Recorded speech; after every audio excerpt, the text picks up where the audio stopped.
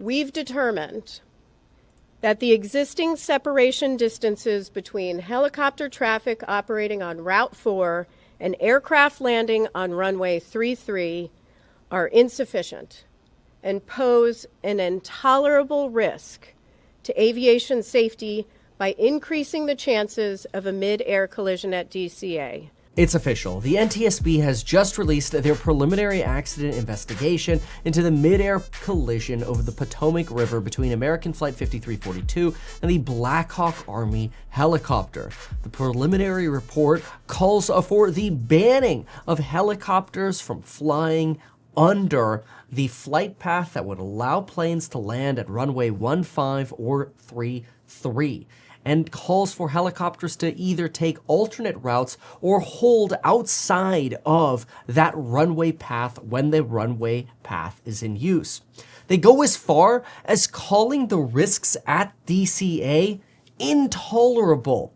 We'll talk about the details of this and we'll go through the report itself. We'll also talk about some of the experience of the pilots in detail in the report. Let's get into the report and I'll add commentary as we go. So first we get an introduction, 64 fatalities. We've obviously, that's everyone on the American flight. That's 60 passengers, 2 pilots, 2 flight attendants, 3 fatalities on the helicopter flight. This is a reconstruction using the publicly available data by the NTSB on the flight paths and where the collision occurred, overlaid onto a satellite image to give us an idea of what we're looking at and what we're up against. What you'll find is Flight 5342, which you can't see in this, was actually circling from an approach to another runway around to 33. This was something we've covered in the past before, so we won't rehash that much now. But what you really want to see is this lining up of runway 33 and that helicopter having this intention of passing below landing traffic. Now, in this investigation, we find out that there was instruction from the flight instructor to the newer helicopter pilot that they were too high and that they needed to descend. But before I show you that, I want you to see the graphic the NTSB used when they explained this issue in their investigation video. It's about 30 minutes long, so I'll give you the quick rundown on it. Take a look at this board here. What she says is that the helicopter, per the FAA flight charts, is supposed to take this route right here, between about 100 feet in elevation above the ground and an altitude of 200 feet. No more than 200 feet. That's what we've seen on the FAA charts previously. That's what's reiterated on this picture here. However, the PAPI glide path, the PAPI guided glide path into runway 33 would put, at best case scenario, an airplane at a 75-foot vertical difference away from an underneath passing helicopter. And we know the helicopter was high.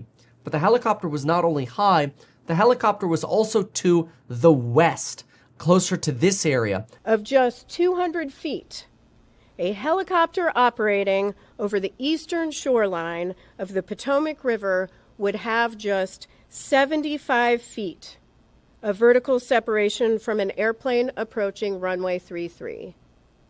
75 feet. That distance decreases if the helicopter is operated farther from the shoreline. And again, this helicopter, the Blackhawk, was operated farther to the west. And in this region, you have even less than 75 feet of potential distance if both are performing perfectly. In other words, if the helicopter is perfectly on its glide path rather than slightly below it, which is possible since autopilot was disconnected by this point, which is normal, or that helicopter is slightly over to the right and slightly high, well, this is exactly how you end up getting a collision course. And this is why the NTSB calls this risk ridiculous, essentially, that this was even able to happen, and they call it intolerable. That's the word that they use. Well, they do it with a passion of implying that it was ridiculous that this was allowed to happen in the first place, and they kind of cast a little bit of shade at the FAA, suggesting, hey, we should have known that this was going to happen, and this should never happen again. So there'll be a lot of learning lessons and experiences out of this, but based on just the FAA-approved flight paths, it seems pretty ridiculous that it was possible for helicopters to fly under passing and landing traffic. Now let's talk about the pilot experience, which we now have documented in the NTSB report.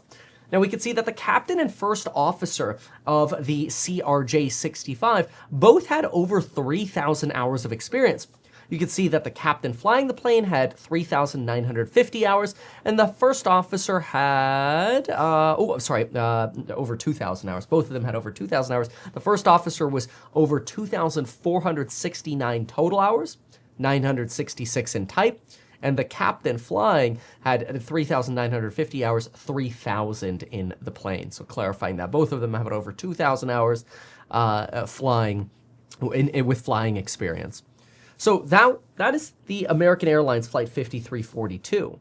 When we look here at the helicopter, we see a little bit of a lack of experience. Now, having been somebody who's just gone through training myself, and I just became a licensed pilot in command of a jet, it's a Phenom 300E, Embraer 55s, some people like to call them, I can tell you there is a lot to learn. And when they say that becoming, when they say that becoming a pilot is a license to learn, I can tell you I probably had more hours in total, or I probably have more hours in total than the pilot flying the helicopter in that type helicopter.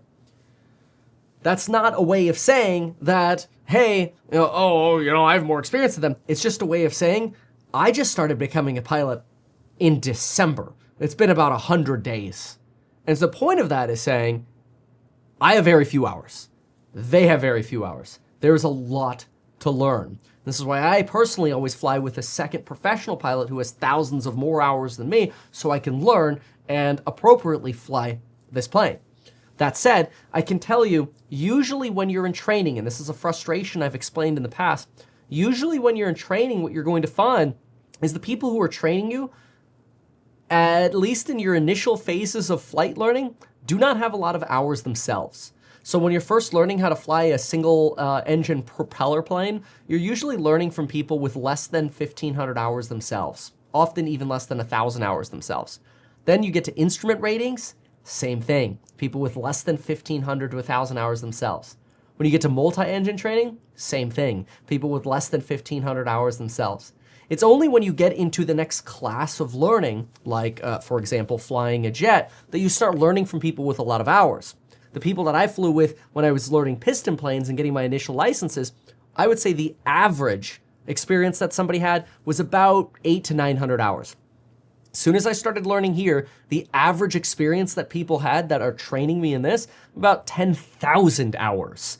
You're talking 6,000 hours, 8,000 hours, 25,000 hours, 30,000 hours, 10,000 hours. It's incredible, the differences in experience.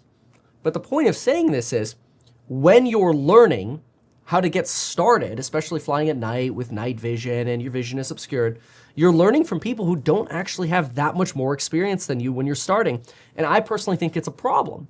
Now, it makes sense because once people have experience, they go on to bigger vehicles.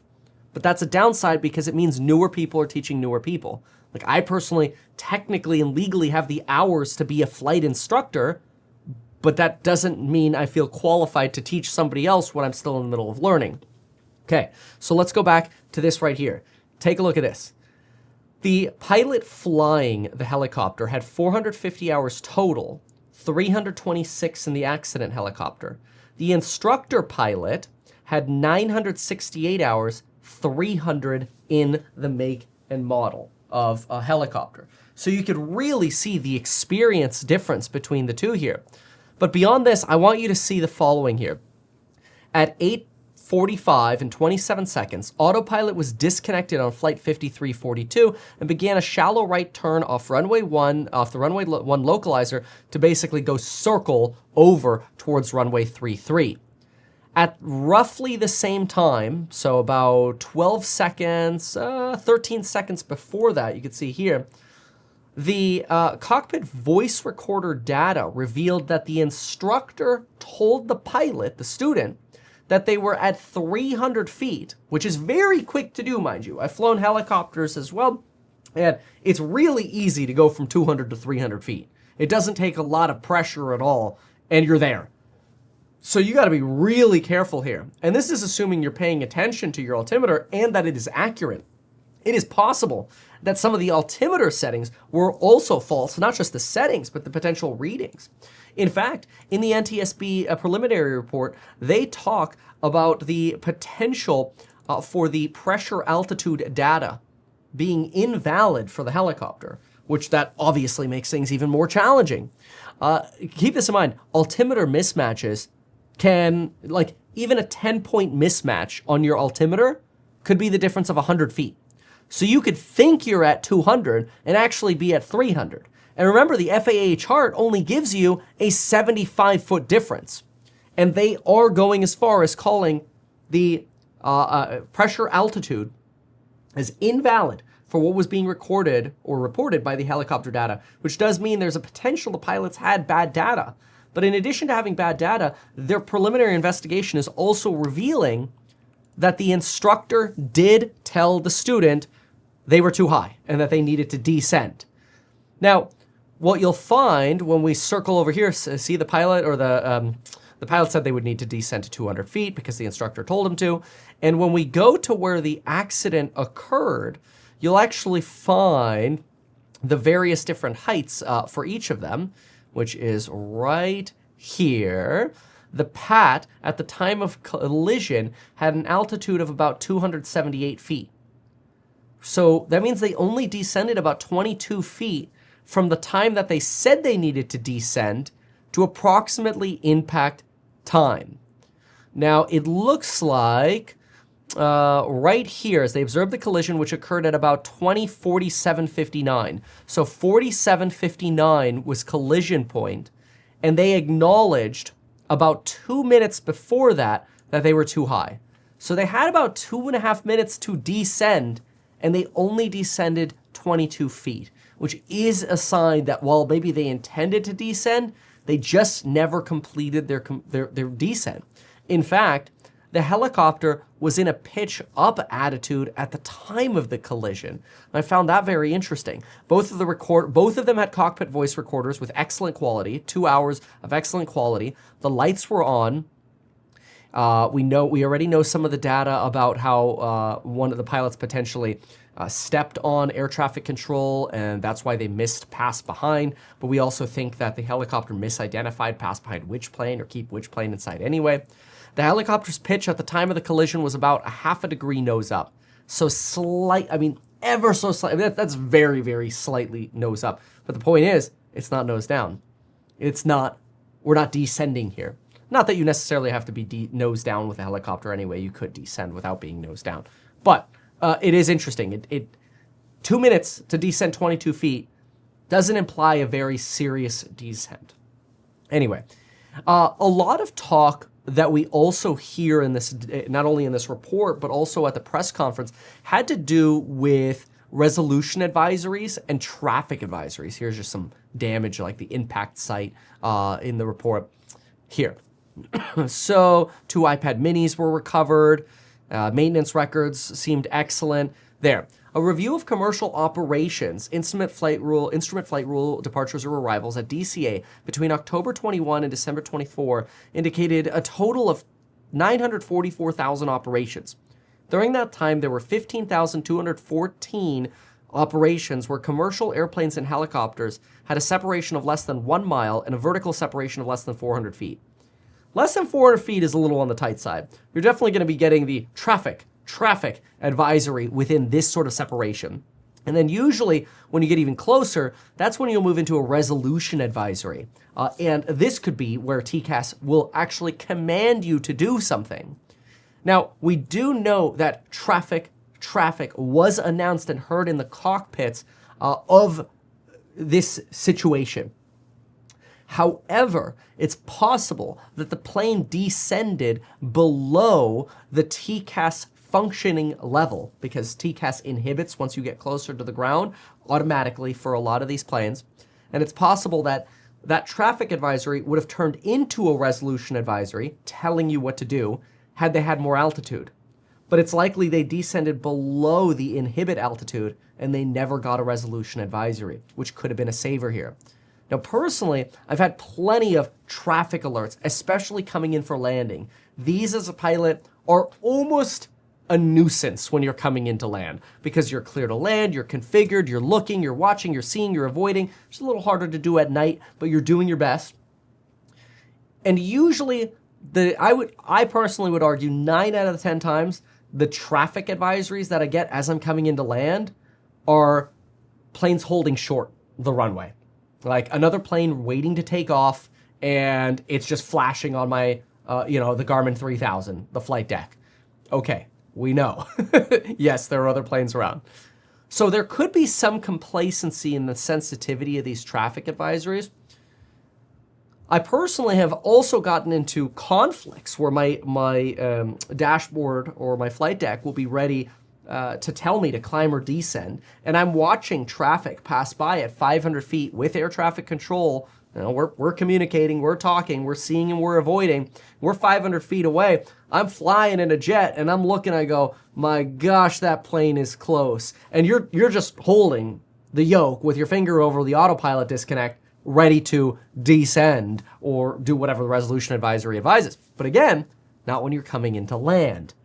So there could potentially be a little bit of complacency around traffic advisories, but then losing the resolution advisory, probably unideal in this situation.